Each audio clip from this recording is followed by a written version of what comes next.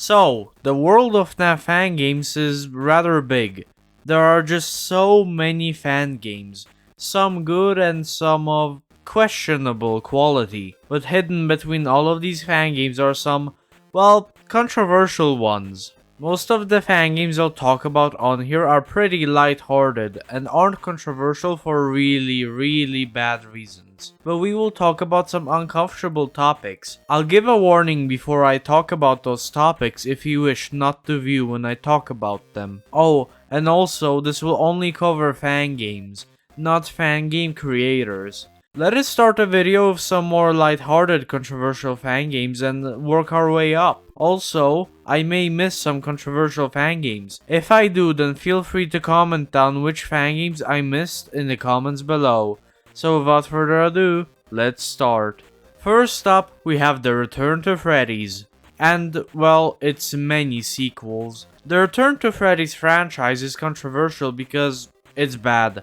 Really bad. I'm talking bottom of the barrel. Before you get mad, I will mention I am talking about the originals, not the recent remakes. I still have to try those and who knows, they may be much better than the originals, which is not a high line to cross. The games were just poorly made mashups of stolen assets of previous FNAF games. The game is not original at all. Almost every asset comes from a previous FNAF game. Not to mention stuff like stolen OCs. You know this guy, right? Of course you do. He's one of, if not the most popular FNAF fangame character. Well, this game stole Candy the Cat and used him.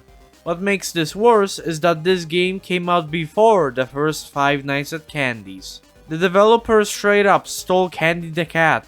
It's a good thing that Five Nights at Candy's got so popular because now people know who Candy belongs to. The gameplay is very boring. The game isn't unique in any other way than how bad it is.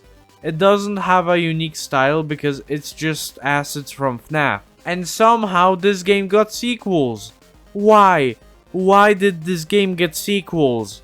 Look at this. Do you see this and go, oh my god, they need to make another one? No, because the game is garbage. Oh, and not to mention, at first the game disguised itself as Five Nights at Freddy's 3. However, the game is now titled Return to Freddy's. Which is pretty weird because I never want to return to this game ever again. In summary, the game was controversial due to it being a steaming pile of dog shit and stealing assets not only from the mainline FNAF games, but also from the community. But in the end, it's just a bad game, and I think it should not get more attention than it deserves. Next up, we have Those Nights at Rachel's 2. I actually reviewed this game previously on my channel. I'd recommend checking that video out. Let's start with answering why this game is controversial. Well, it's because it wasn't what people wanted and expected. You see, the first game was your standard sit and defend from the animatronics while managing your resources kind of fan game, and that's perfectly fine. But when a sequel was announced, people expected Those Nights at Rachel's 2. They expected the gameplay style of the first game, but with new mechanics, more lore, that kind of stuff. But instead, what we got is a FNAF first-person shooter, where you have to shoot Those Nights at Rachel's characters that are going after you. The game had a style resembling Call of Duty Zombies, where there were waves of enemies coming after you and, well, you had to kill them. But honestly, I really like this game. I think it's really unique, and managing your resources while aiming for the heads of your enemies is really fun. Grabbing ammo takes so long, so you really have to strategize on when to take the ammo. The game is somehow really startling. When you get killed by an enemy, there is an explosion and, well, a really loud sound, which actually made me jump a few times. This is actually a really fun game, and I'm personally happy we got it instead of just a generic FNAF fan game. It's something really unique, and I don't get why people hate on this game just because it wasn't what they expected. Although this game isn't talked about much these days, it's a fun short game that I would recommend everyone try out. The next game we will talk about is Grizzlies, and let me tell you, it takes guts to talk about Grizzlies. Grizzlies is a special type of Fnaf Fangame to say the least. It is a fangame that you rarely see. I will first go over the gameplay of Grizzlies and then go over the story of Grizzlies, because that's where the controversy comes from. The gameplay of Grizzlies is boring. The game is very easy. You have a hallway in front of you and on your right. You are able to close the doors in order to prevent the animatronics from killing you. The cameras in this game are useless. There is no reason to use them. You can beat the game without using the cameras, which I think is a little dumb in a Fnaf Fangame. The reason you don't need to use the cameras is because the animatronics make sound effects, so you know exactly when to close the doors. This results in a very boring experience. However, it takes guts to talk about the Grizzlies lore, and that is exactly what we're gonna talk about next. So, the bad gameplay is not the reason this game is controversial, because it's not Return to Freddy's levels of bad. The reason it's controversial is because of its lore. Why is it controversial? Well, because it has a lot to do with politics. Yes, this is the first and only political Fnaf Fangame. At least, for now.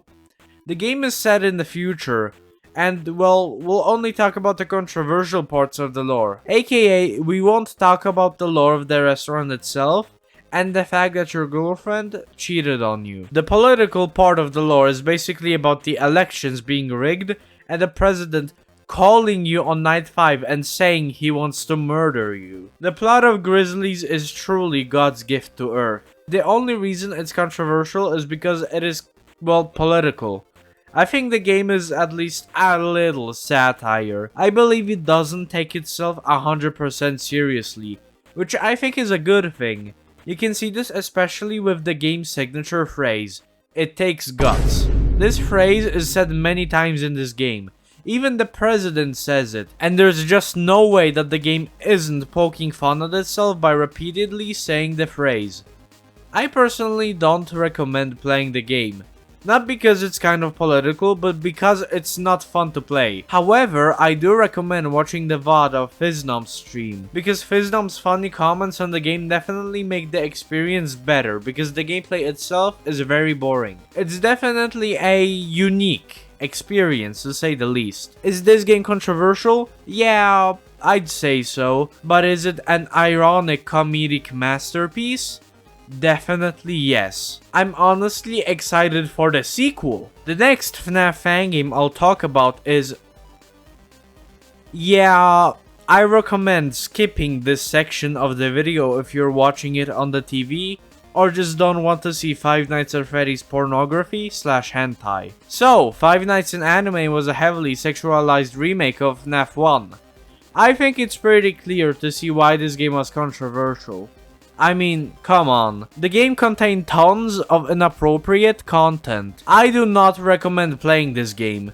There's a reason I'm using FNAF 1 gameplay for this. The next game we'll be covering is Running in the 80s. Here is where we get to the really hard-hitting stuff. I won't talk about the gameplay of the game because it has nothing to do with why this game is controversial. If you downloaded Running in the 80s shortly after it released, you would get the game and a fun little surprise alongside. That being a Trojan virus. This game contained a virus inside. That's why it's so controversial. The virus was reported to slow down your computer by a lot. It would change up your settings, disable your antivirus, freeze up your computer. Scary stuff. Some Trojan viruses have also been reported to be able to steal your passwords. However, I don't know if this specific one did. Even if it didn't, the virus would cause harm to your machine, which is extremely bad. Keep in mind, I am not an expert at this, and I recommend researching Trojan viruses further. Because the more you know about them, the more likely you'll be able to detect one. The people who made Running in the 80s said they didn't know there was a virus, and they don't know why there was a virus in the game. Thankfully, they quickly took down the game to stop people from downloading a Trojan onto their computer. Because, well, it's the morally correct thing to do. As far as I know, there is no place currently to get this game officially, but people have re-uploaded it on GameJolt. However, I don't know if those re-uploads contain viruses. This was a real bad situation, and that's why this game is very controversial. YouTubers like Dako and MatPat played the game and got the virus. This situation is rarely talked about these days because it happened like 3 years ago. From the gameplay I've seen, the game looks good. This is definitely one of the more serious controversial Fnaf Fangames because it was actually a really serious situation.